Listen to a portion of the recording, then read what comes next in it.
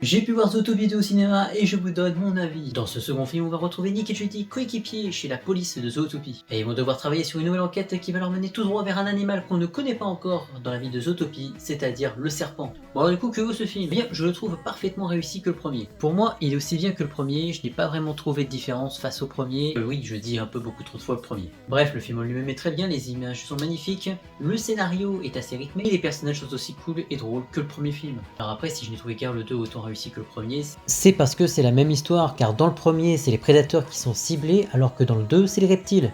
Même si là, c'était carrément une espèce écartée de Zootopie, alors que les prédateurs vivaient quand même avec eux. Et maintenant, nous allons parler du duo Nick et Judy.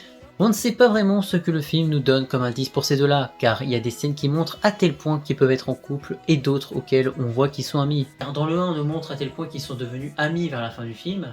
Dans le 2, on voit à tel point qu'ils sont devenus collègues amis et jusqu'à la fin du film où ils sont meilleurs amis. Dans le 3, il y a moyen que leur relation évolue dans de l'amour, même si je trouve ça un peu bizarre et chelou. Car Nick est un renard et Judy un lapin. En conclusion, le film est très bien, je pourrais le regarder quand bon me semble. C'est une très bonne suite, mention spéciale, une scène vraiment marrante, c'est celle de Flash avec sa voiture qui va vite. Et à Gazelle pour sa nouvelle chanson qui me rentre dans la tête.